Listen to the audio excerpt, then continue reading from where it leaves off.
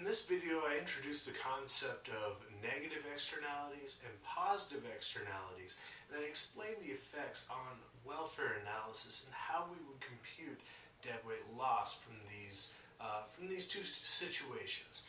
Now, in the analysis of externalities, we still have demand and supply, but we're going to think of them as the private benefits to individuals who are consumers in this market and the private costs of individuals who are producers in this market. So we're going to denote these as the marginal private benefit and the marginal private cost.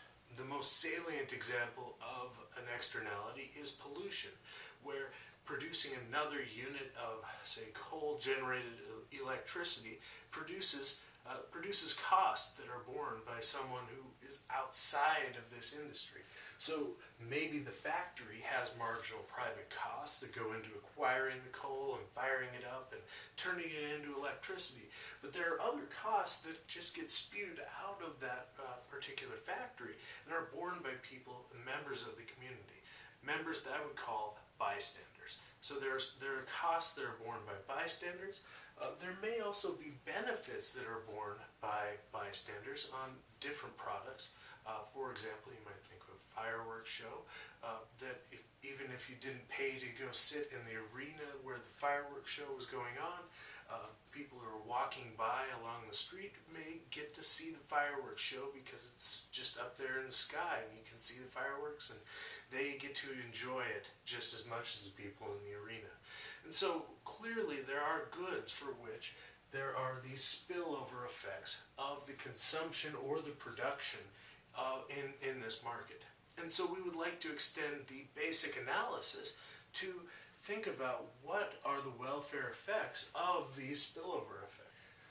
Now, the way to analyze the effects of these negative and positive externalities is to essentially add up the benefits if we're talking about positive externalities, or we can add up the costs if we're talking about negative externalities. So let's consider a case where we have negative externalities. We'll add the marginal external cost of production in this market to the supply curve, and what we'll get is what's called the marginal social cost curve. So we would want to go to a point like Q1, but in our analysis here, we end up going to a point like Q star because individuals take account of their private benefits and private costs. We can do this with welfare triangles and rectangles as well. So if we're going to do it with the welfare triangles and rectangles, what we need to do is we need to label every area that could possibly show up into a welfare calculation here. So let's go ahead and start we're going to compare two situations. One where we go to the intersection of supply and demand. That's just going to be our baseline. That's what we think will happen if we don't intervene into this market. And then the other one will go to the intersection of demand and this marginal social cost curve. We can go from that price of P star up to the demand curve. It gives us consumer surplus of A plus B, F, and G. So now if we just look at that price of P star, go down to the supply curve, out to the quantity of Q star, we get a producer surplus of C plus D plus E. But now we have to add in a whole other group of market participants here. These are the bystanders who are harmed by the, let's say it's pollution, whatever this externality is in this case. And so what we need to do is we need to subtract out the costs that they bear from the production of the Q star units of this good. And so that's just going to be the difference between the marginal social cost curve and the marginal private cost curve. So that's going to be D plus F plus G plus E plus H. And we're subtracting that because it's a cost. Now let's go ahead and add up these different areas, and we can add it up here in our table to get the total surplus. So there's going to be 1A, 1B, it would be 1C.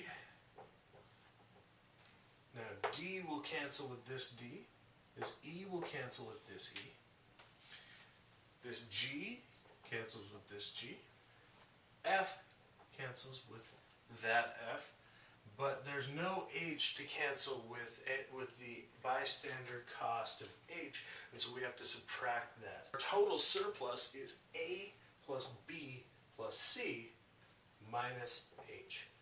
So now let's consider the alternative situation where we end up at a quantity of Q1 and let's say a price of P1.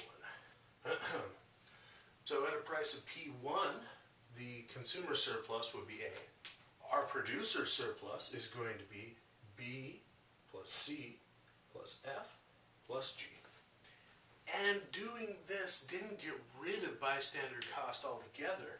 What it did though is it reduced the area of bystander cost from this big parallelogram to the smaller parallelogram up to Q1.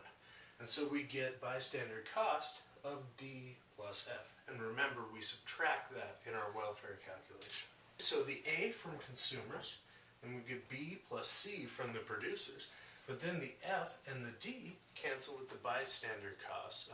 And so what we'll get is we'll get A plus B plus C.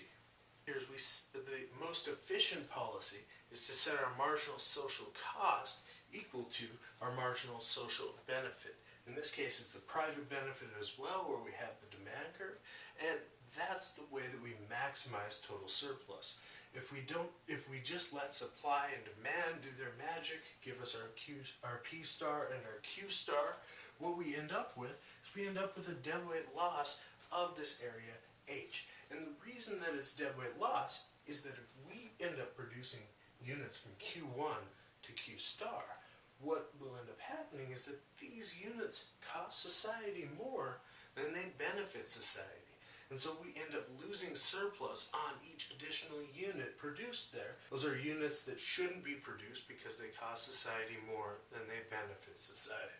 And so you can see that with a negative externality, what we want to do is we want to restrict quantity a bit from what the free market outcome would yield. Now let's consider what would happen when we look at a positive externality. Now with a positive externality, what we end up doing is we add the external benefits to the demand curve. We get a higher marginal willingness to pay for society than it is for the private individuals who represent the demand curve. An alternative reasoning for why we end up with inefficiency in the positive externality case. We could do the welfare analysis as we did before. Or we could go through a different reasoning where we think about consumer surplus to the bystanders and to the private individuals as being just sort of all lumped together. We could think of this as our private demand curve and this as our social demand curve. Our social demand curve would be the demand curve that we would use to compute our consumer surplus, and then we could just compare producer surplus plus consumer surplus under the two different situations. And so in this initial case, the price is P star, the quantity is Q star, but we're going up to the social demand curve to get our consumer surplus. So we'll get A plus B plus C plus E. And producer surplus in this case is just this area D. Now imagine that we could somehow get the external consumers to be part of this market, and then the total demand curve really is this red demand curve here. Then a price of P2 would prevail with a quantity of Q2. So what would be our producer and consumer surplus?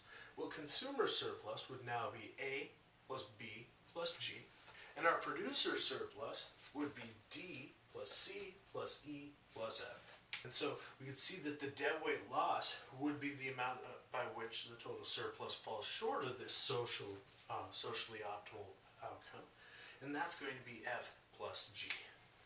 It's going to be that red triangle there, and you can see why this would be deadweight loss. The marginal social benefit of producing units between Q star and Q2 is greater than the marginal cost, which is represented by the supply curve. And so because the benefit is greater than the cost for these units, these are units of the good that should be produced, but they're not being produced under the free market outcome. what we need to do is we need some way to recognize that the external benefits need to be accounted for in this market. Now, we could do this by subsidizing the demand or subsidizing the supply of this market to get these market participants, demanders, or suppliers to account for those external benefits. Or we can do this by reducing the costs of communicating from the reducing the the bystanders' cost of communicating with these market participants. If only they could communicate and interface with this market, they could reflect their demands. And so you can see that there would be a whole array of solutions to this positive externality problem. And you can see that what we would end up having here is that the private solution, if this is just left to be as it is inefficient relative to the solution where we actually account for the external benefits, or in the case of negative externalities, when we account for the external costs.